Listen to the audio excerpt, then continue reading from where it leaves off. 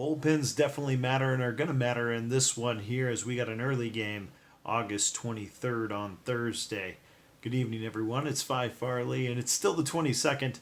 I just want to get a play in nice and early, so I got a video out there for the 23rd. We got a travel day in baseball, so we got early games to get on, and there is some great value, really good games here in the morning, and I'm going to put those down in the comments, my plays for the morning. Tomorrow morning as those come out, as those lines begin to move and betting percentages begin to work. But right now there's one game that I'm just going to jump on. I think it's going to be a solid play at this point, and so I'm going to play it right now, and it's one of my heaviest winning percentages, and that's a run line play here with Boston at home. It's a perfect spot. It's at a minus 180 for the money line. Which puts us at a plus 110 for the run line. So I'm going to grab the underdog money on the Boston Red Sox. A couple things I like about Price, and you can check this out. Looking at the bullpens. First, Pluco. Pluco has the lowest ERA of any AAA pitcher this season. So that's something to know. Pluco is going to have a great future.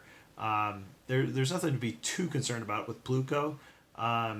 He's got a 115 whip and a 240 opponent batting average. He's done well on the road, but he doesn't have a whole lot of experience this year. He's been up and down from minors to the majors. Just coming off a pretty good outing against Baltimore. He did get the loss, 7 innings, 3 hits, 3 runs. Nothing wrong with that. But what he hasn't done is gone too deep into games. He's typically going 4, 5, sometimes 6 innings per game. He has not hit 100 pitches since basically May 3rd. So he hasn't hit 100 pitches since then. They typically are pulling him out earlier than that, which then gets us into that Cleveland bullpen, which I love to fade. So if Boston gets into that Cleveland bullpen anytime before the 6th, I think there's going to be some runs scored on the bullpen through Boston's hitting. Now, second thing I like about this is we look over to David Price. Price has won 7 straight games. Boston has won 7 straight games with David Price on the mound. I think they'll make it 8 today.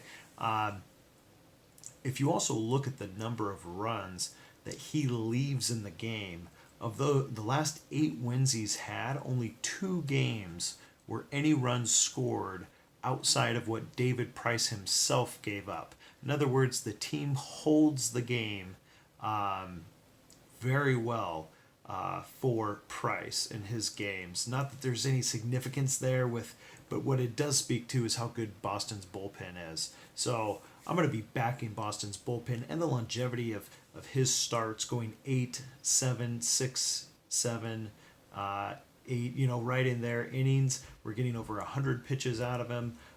So I don't have any problem backing David Price here at home. And expecting him to hold the Indians down. I did notice this line has been pushed up to 9.5, so some runs are going to be scored.